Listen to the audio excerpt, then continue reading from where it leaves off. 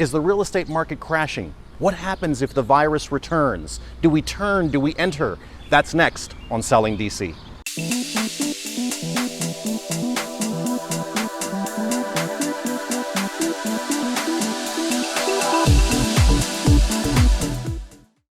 I'm JP Montalvan, your sales, service, and success advisor. Remember, like, follow, subscribe, so that we can continue to do what we do here, share stories of people buying, selling, and investing in real estate, and also what's happening in the market here in DC, Maryland, and Virginia.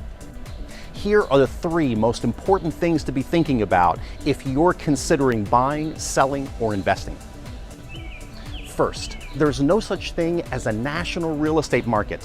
Whatever you watch or listen to, you often hear people say, hey, the market's doing this and doing that. Well, listen, the market in Sacramento, California is very different from the market in Washington, D.C., which is very different from the market in Austin, Texas, or in Detroit, Michigan. So talk to your great real estate agent about what's happening in your local market, even down to the neighborhood level, because that's where the market is.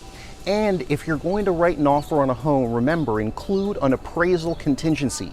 It's going to give you an opinion, an independent opinion of value from someone who is not the real estate agent or the home buyer or home seller. The appraisal is not the be-all, end-all, but it is one more professional set of eyes to help you understand the sales price of a home. Second, the real estate market is not crashing.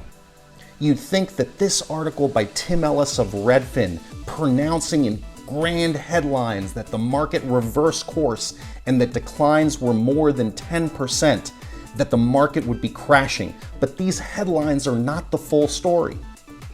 The fact is that in places like Arlington County, Virginia, down 31%, but prices are up 5%. In Maryland, Montgomery County, sales are down 16%, but prices are up 8%. And in DC, sales are down 34%, but prices are up 5%. So the market is not crashing. Sales are down, but prices are up. The reality is that supply is down, but prices are up. Demand is strong because interest rates are low, and here in the DC area, employment is relatively strong. Third, with the virus expected to return in the fall, summer may be your time to buy, sell, or invest, if you're going to buy, sell, or invest. As you'll see in this article, Dr. Fauci, who leads the administration's response against coronavirus, says, "We will have coronavirus in the fall. I am convinced of that." He says the vaccine is the ultimate game changer, but that will take time. If you're a seller, a fall or winter 2020 stay-at-home order could make selling harder again, so summer may be your time. If you're a buyer, consider your personal financial situation carefully, as well as your job security. If you want to buy a home and you feel confident in your financial position, don't hold out for prices to go down. Even with a recession, prices are more likely to stay stable or, as we've seen, rise as they have here in DC. Summer will likely be your best time. Inventory should rise and rates will be low.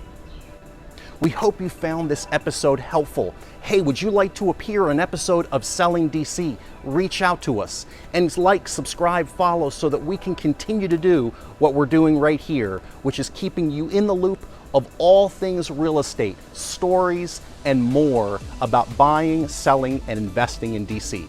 I'm JP Montalvan. See you next time on Selling DC.